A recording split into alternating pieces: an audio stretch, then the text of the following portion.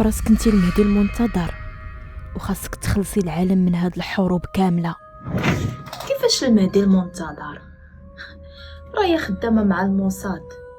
مشتيش هذيك القرطاسه اللي في يديها؟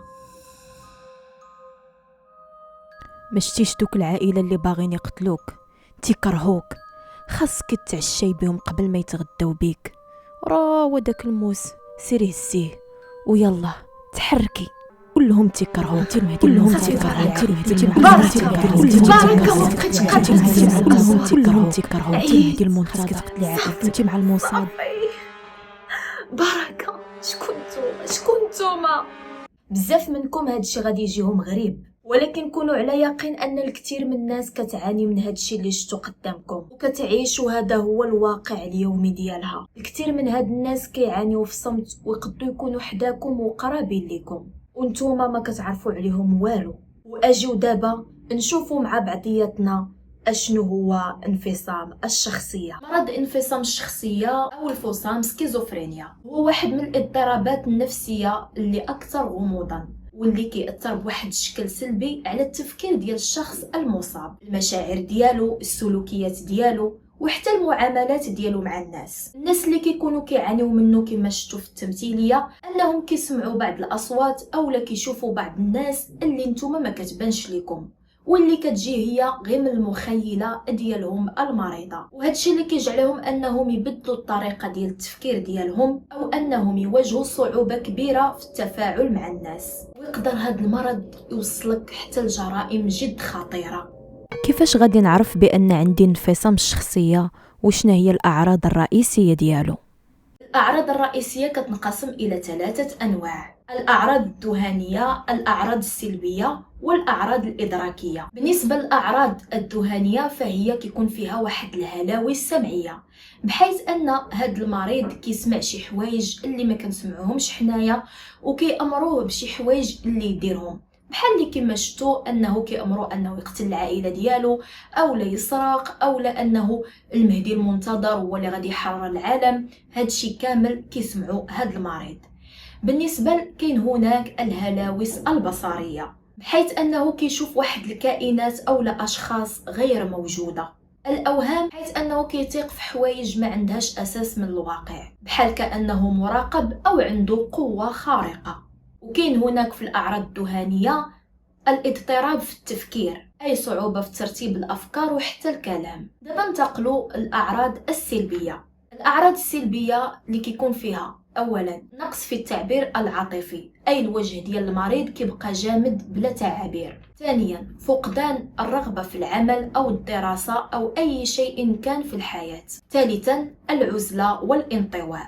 دابا ننتقلوا الأعراض الإدراكية. أولا ضعف التركيز والانتباه. ثانيا صعوبة في اتخاذ القرارات. ثالثا نسيان سريع للمعلومات. واش الانفصام فيه نوع واحد أو لا عدة أنواع؟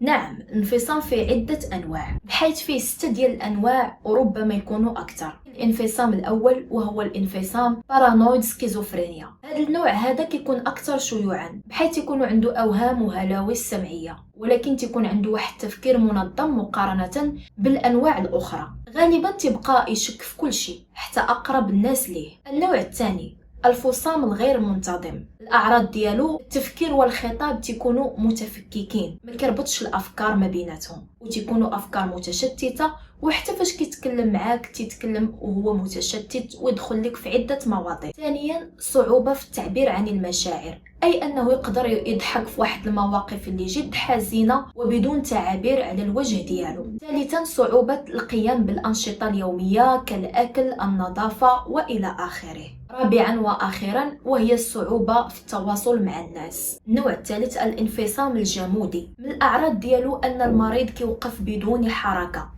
الفترات جد طويلة وتقدر توصل لساعات. ثانيا تكرار نفس الحركات أو الجمل بلا سبب. ثالثا مقاومة أي شيء لتحريك هذا المريض. رابعا وأخيرا أحيانا كيدخل في نشاط مفرط بدون أي أسباب. رابع نوع وهو الانفصام الغير محدد. المريض تكون عنده الأعراض ديال الانفصام ولكن ما كتنطبقش عليه حتى شي نوع من الأنواع، أو لا يقدر يكون عنده شوية من كل نوع. خامسا الانفصام المتبقي. الأعراض الذهانية كتكون خفيفة أو لا منعدمة، أي الهلاوس السمعية. وبقايا الأعراض بحال قلة التعاطف والتركيز والانعزال عن المجتمع. هذا النوع من الانفصام كيبان عند الناس اللي بداو في العلاج وتقريبا باقي فيهم التأثيرات ديال الانفصام.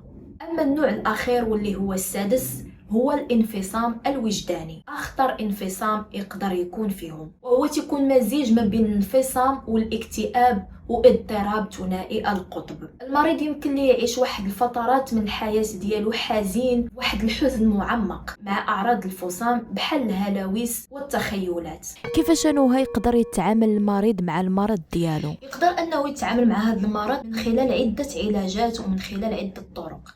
العلاج الدوائي، بحيث أن المريض لازم عليه أنه ياخد واحد الدواء ديالو، لأنه إلا وقفوا غادي تزاد الحالة ديالو خطورة. ثانيا الجلسات النفسية، كاين بعض الاخصائيين اللي كيعاونوا المريض باش انه يفهم الحاله ديالو ويتعامل معها بواحد الشكل اللي يقدر يعاونه. ثالثا هو تجنب العزله، خاص لازم على المريض انه ما يبقاش بوحده باش ما تبقاش تغلب عليه الافكار السلبيه وتقدر تجعله يدير شي اشياء اللي جد خطيره. رابعا واخيرا وهو تنظيم الحياه، بحال انه ينعم بواحد الاكل اللي جد صحي وينعم بالرياضه، وهذا الشيء اللي غادي يخليه انه ما غاديش تفاقم الحاله ديالو وغادي يساعدو بزاف انه يقدر يتشافى ويعيش حياه طبيعيه. عندي واحد السؤال اخر، كيفاش خاص العائله تتعامل مع المريض اللي عندها في الدار؟ العائله يمكن لها تتعامل مع المريض بواحد الصبر، بالتفهم والصبر، لان هذا المرض ماشي بالاراده ديالو وهو مرض جد صعب، ولكن خاصهم يتفهموا ويصبروا عليه شي شويه ويديوه ياخذ العلاجات اللازمه.